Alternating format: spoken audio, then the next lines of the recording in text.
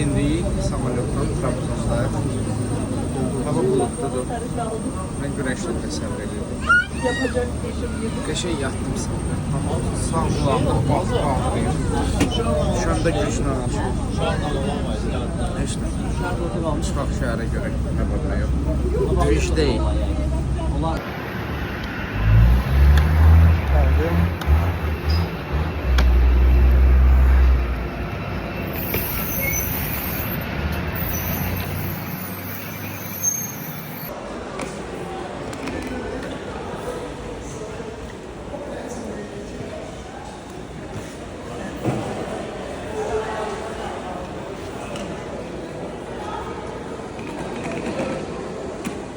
Trabzon karşıladı beni.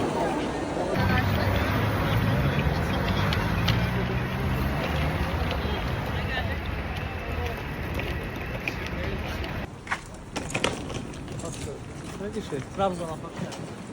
Maraqlı. Qəşəng atmosferi var. Qəşəng havası var buraların. Şunu deyim, mənim heç təsəvvürüm yox idi. Trabzon necə bir şəhərdir. Kanallarda da yadıma gəlmir ki, hansısa görəm.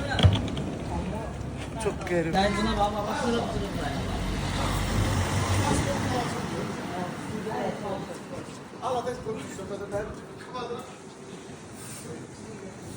Çox maraqlı küçələr var.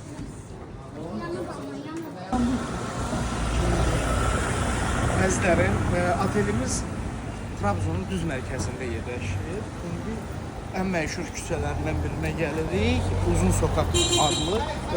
Bizim Targoğlu kimi küçədir. Gedək görək necədir. Qəşəng narın yağış yağır. Hava bulutludur. Bakının bürkü havasından sonra çox qəşəng gəldi bu. Yağış bərkitdi.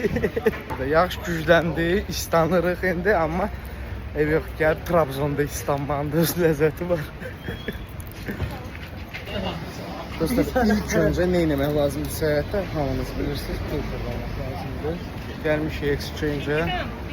Kursu sizə göstərim. Kursumuz qeyd olunur. Uşaqlar dediyinə görə yaxşı. Məzənədir.